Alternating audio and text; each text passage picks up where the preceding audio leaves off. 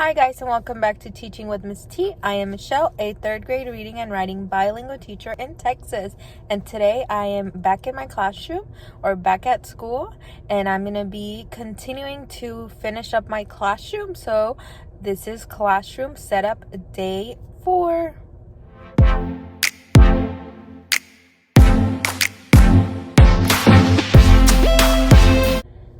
Okay, I do want to start off by saying thank you so much for subscribing. If you haven't subscribed, make sure to subscribe if you want to continue seeing my journey.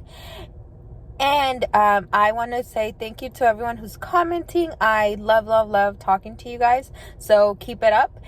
Also, if you saw my Scholastics book haul where I got 50 books for $50, that is back on for this month. So if you want to check those videos out, or if you were waiting for the promotion to come back up, definitely jump on it. Just go to the Scholastics teacher store, and then they have that 50 books for $50. And to be honest, if you're just trying to build up your library, that is great. This is the current status of my classroom.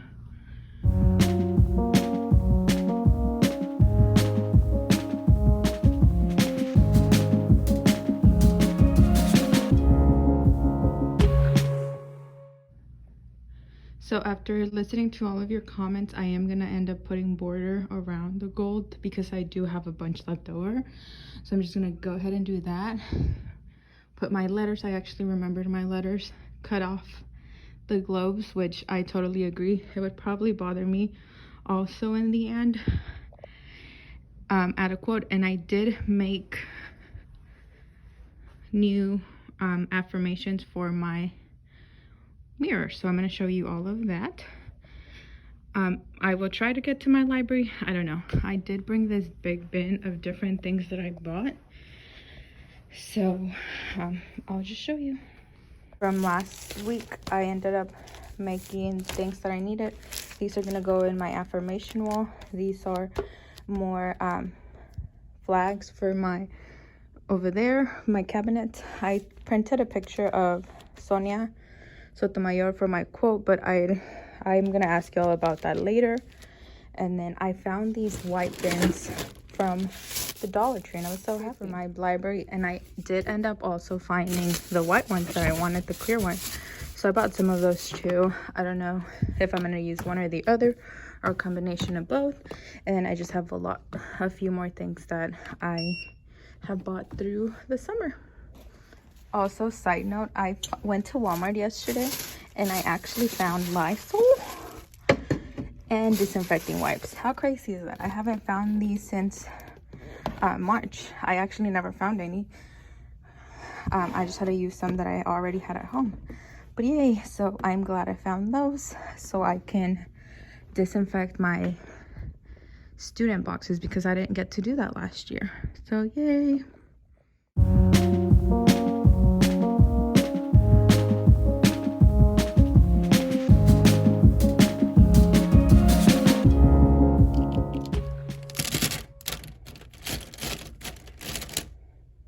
And there's that. I only need to bring more of my ink joys that I have at home, and then this will kind of be my random highlighters and extra things. But also, side note, yay for Team Ink Joy. I saw a lot of comments on last video saying that they were Team Ink Joy as well. Okay, so it is time to put my new affirmation walls up. Like, you know, I'm going to be teaching a section of Spanish and one section of English. However, I'm actually only going to be teaching English in the classroom, and I'll talk a little bit more about that later.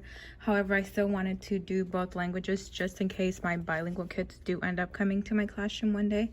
But I came across a little problem. These are hot glued, and I'm so scared of touching the mirror and it falling because it's done so well. So I'm gonna gently like tear these off, and I might just like cut it because I tried doing it on top, but I don't like the way it looks.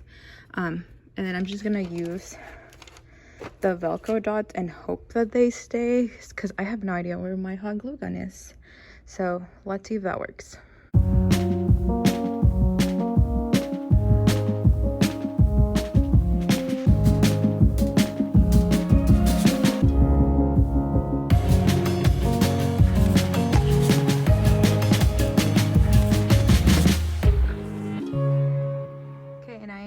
with this. I love the way it turned out. I love the colors.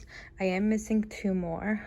This time I'm not having any here because I have an idea to do something else there, but like I love the way that it looks.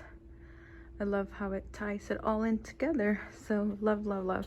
So here I'm gonna put pictures of like people that we're reading about, or like historical people, and then I'm gonna write like a famous quote that they have, or like a citation from a book. And I was wondering, do you think it would look better if I have like a square picture there, or if I do a cutout? I really like the cutout, but I cut it out with my Cricut, which was amazing, but I think it's too small. So I'm gonna actually show you, like this looks perfect if it was that size, but I'm gonna show you what it looks like once it's on, and then you can let me know in the comments what you think. Okay, there's option 1, that's with my Cricut, but I feel like it's just too small. Or this one. So I don't know, do y'all like it with the background like a square or by itself? Also, if you have any tips for how to make Cricut cutouts to be bigger, let me know. Maybe I guess I could technically cut out this one because I like the size of her better, but that would be a lot of work because the Cricut can automatically do it, but it's a lot smaller. So what do you think? Please let me know.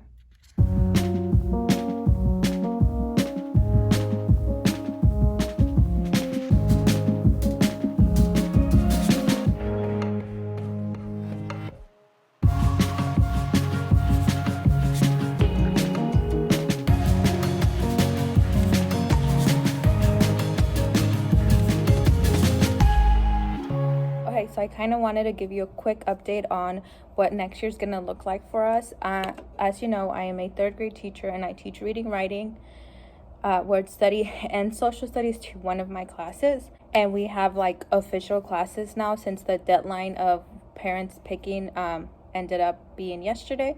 So what's gonna happen is that I am going to be teaching 1 section traditional and 1 remote. And as some of you might know, I teach 1 in Spanish and 1 in English. So looking at numbers, and since there is only one other bilingual teacher and then 2 other monolingual reading teachers, it ended up being that I am going to be doing remote bilingual in the morning, and then I am going to be doing traditional monolingual in the afternoon. And then the decision kind of came to us very last minute in a way, and we had to decide as a team, and that's just I tried a bunch of different combinations, and I think that was just the best scenario that we could do, just because I think it would be very hard for teachers to have 2 sections. So like that, everyone in my team will have only 1 traditional class and 1 remote class, which I know is going to be tough, but I think it would be tougher if we had 2 traditional classes and we had to like worry about switching and disinfecting everything when we switch, since we are departmentalized, and then the other bilingual teacher is self-contained, so she's just going to have 1 set of kids the whole day. So that's what it ended up being like, and I feel okay about it.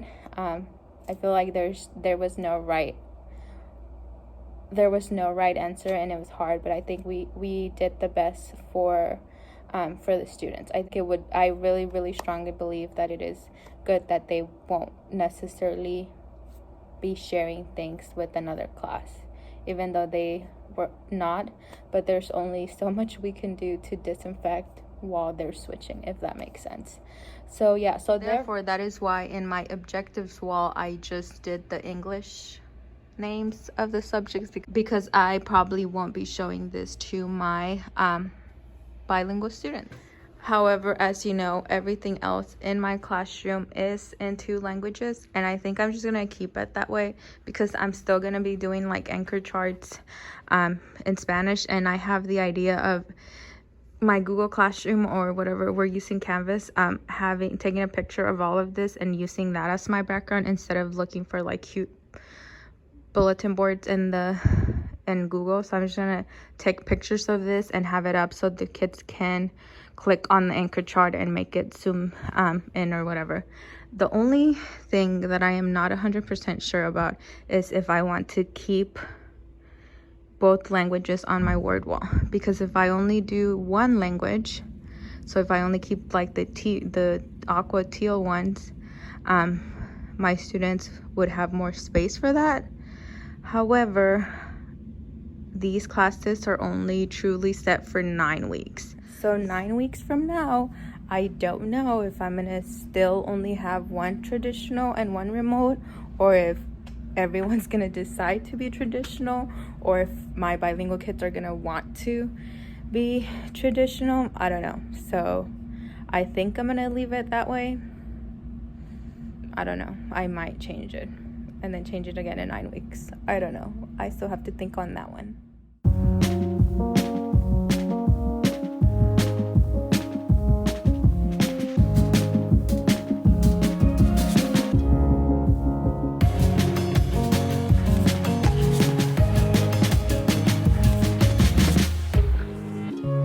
Clean out the caddies, and I put up 12 book boxes. These are all the extra ones that I have.